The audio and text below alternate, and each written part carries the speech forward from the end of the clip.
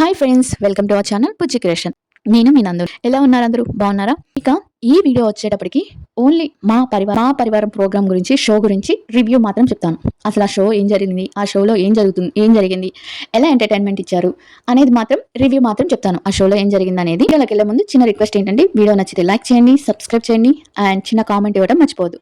ఈ ప్రోగ్రామ్ చూడగానే ఫస్ట్ వీళ్ళందరూ ఎంట్రీ రాగానే, కళ్యాణ్ రాగానే ఫస్ట్ అనిపించింది ఏంటంటే తనుజ గారు కూడా వచ్చింటే బాగుండేది అనిపించింది. ఎందుకంటే కళ్యాణ్ గారు ఎక్కడ నాకు ఒక హ్యాపీగా ఉన్నారు, కానీ ఆ హౌస్ లో ఉన్నంత హ్యాపీనెస్ కానీ అది కానీ కొంచెం కనిపించలేదు అనమాట నాకు. అంటే అంత సంతోషంగా మామూలుగా ఉన్నారు, సంతోషంగా ఉన్నారు.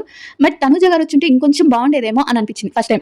ఎందుకంటే రీతు అండ్ డిమాండ్ పవన్ చూసాక తనుజ గారు కూడా వచ్చింటే అబ్బా వీళ్ళకి కూడా ఇలాంటి సాంగ్ ఒకటి వేసి ఉండేవాళ్ళు, ఇలాంటి క్వశ్చన్స్ ఒకటి ఏవో క్వశ్చన్స్ వేసి ఉండేవాళ్ళు ఇలా అనిపించింది.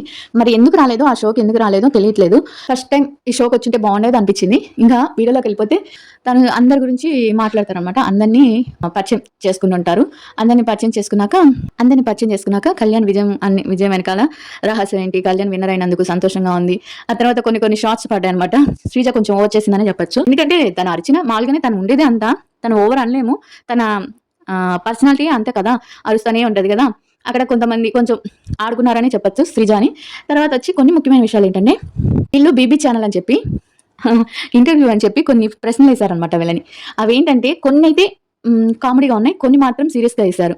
అవి ఏంటంటే కళ్యాణ్ ఏం అడిగారంటే, నువ్వు ఫస్ట్ తనుజాని శ్రీముఖి అడిగింది అనమాట. తనుజాని సెకండ్ ప్లేస్లో కూడా చూడలేదు, రన్నర్ కూడా చూడలేదు, ఇమాన్యుయల్ సెకండ్ వస్తారన్నావు, మరి అలా ఎందుకన్నా, మరి అలానే ఆయనవి అంటే తనుజ అసలు టాప్ 5లోనే ఉండదు అనుకున్నావా, ఏదో అడిగారు అనమాట.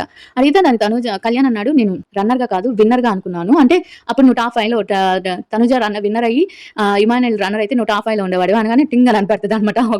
అంటే మనకి ఒక ఇది చేస్తారు కదా, సస్పెన్స్ చేస్తారు అనమాట. అప్పుడు చెప్తాడనమాట, నేను ఇమ్ము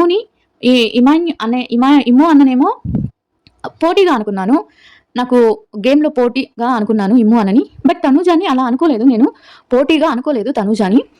నా తర్వాత గెలిచేది తనే అనుకున్నాను, నేను గెలవకపోతే తను గెలుస్తుంది ఇదే అనుకున్నాను. ఆ విషయంలోనే నేను ఇలా చెప్తున్నాను. మరి ఇమ్ము అన్నని సెకండ్ రన్లో చూసా అంటే, నేను చూస్తాను అనుకున్నాను కానీ అవుతాడని చెప్పలేదు కదా అనగానే ఇమ్ము ఇలా చూస్తాడనమాట.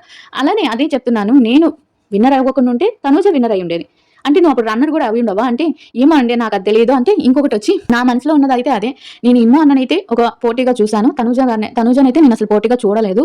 ఎందుకంటే తను నాకు ఇప్పుడు పోటీ కాదు, మీ ఇద్దరం ఫ్రెండ్స్. అంటే నీ అప్పుడు ఇంకో ప్రశ్న అడిగారు, ఇంకా ఇది సూట్కి అడుగుతున్నాను, నీకు తనుజకి మధ్యలో ఏముంది అని ప్రశ్న అండి ఇది.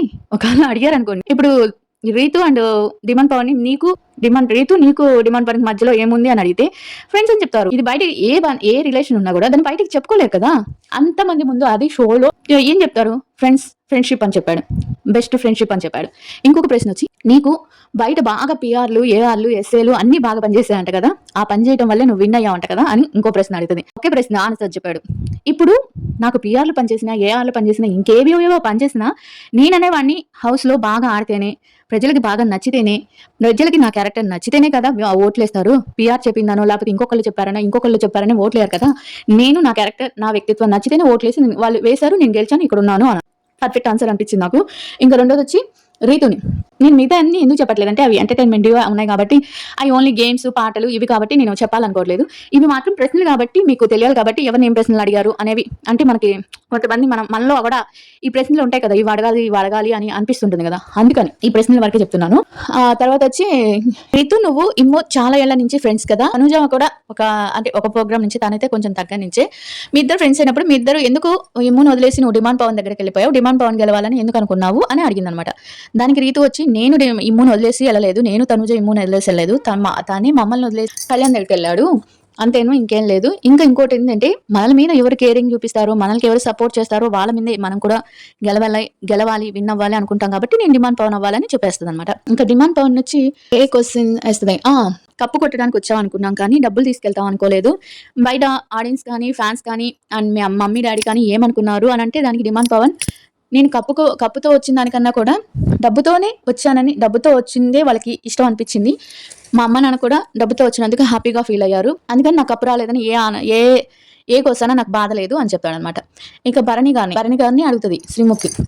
ఏం క్వశ్చన్ అడుగుతానంటే, బీబీ హౌస్లో ఎవరు, మీరు బయటికి వెళ్ళేసి వచ్చినాక బీబీ హౌస్లో ఎవరు ఈమెను చూసి మహా నటిచ్చేస్తుంది అని అనిపించిందో చెప్పండి అని అడుగుతాడనమాట. అడిగిద్దనమాట. అడిగేటప్పటికి తను చెప్తాడు, ఎవరు నటించింది లేదు అని అడగండి. అందరూ నటించేవాళ్ళు. నేను కూడా నటించాను.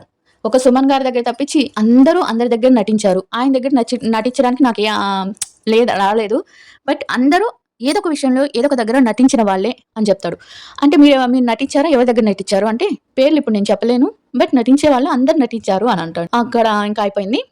సంజనాని అడగలేదనమాట. ఎందుకంటే తన గొంతు బాలేదు. చాలా అంటే చాలా గొంతు బొంగిరిపోయి ఉంది. తన గొంతు బాలేదు. అందుకని సంజన గారిని ఏం అడగలేదు. తర్వాత శ్రీజాని అడిగారు. శ్రీజ గారిని వచ్చి ఏమడిగారంటే, నా బయట టాక్ ఏం నడుస్తుందంటే, శ్రీజ నువ్వు బయటికి వెళ్ళినాక ఒకరినే నీ టార్గెట్గా పెట్టుకొని వాళ్ళని బ్యాట్ చేస్తూ ఒకరి కోసం ఎక్కువగా పనిచేసావని తెలిసింది అని అంటే, ఇది చాలా రాంగ్ అక్క, రాంగ్ శ్రీముఖి గారు, ఇది చాలా రాంగ్. నేను అలా చేయలేదు. నేను ఇద్దరికి సపోర్ట్గా చేశాను. నా స్టోరీస్ కానీ అవి కానీ చూడండి. నేను కళ్యాణ్కి, డిమాండ్ పవన్కి ఇద్దరికి హెల్ప్ చేశాను, సపోర్ట్ చేశాను బయటకు వచ్చాక.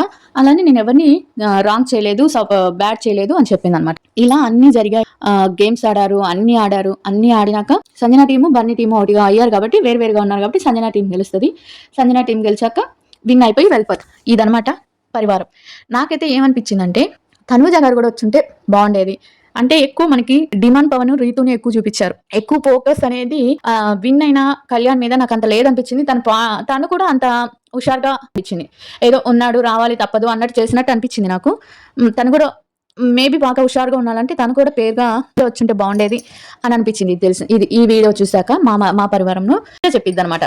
ఎవరు ఇమ్ము అంటే బయట శ్రీజ గెలిచిందా లేకపోతే వీడి గెలిచాడా అర్థం కావట్లేదు, కళ్యాణ్ గారు గెలిచాడా అర్థం కావట్లేదు. అంటే శ్రీజ హడావుడి ఎక్కువైపోయింది, బయట శ్రీజనే గెలిచినట్టు చేస్తుందని ఇండైరెక్ట్ గా అనేస్తాడనమాట. ఇమ్ము అనేస్తే అప్పుడు అంటది, నా తమ్ముడు గెలిస్తే నేను గెలిస్తే ఒకటా, నా తమ్ముడే కదా గెలిచింది అని చెప్తానమాట.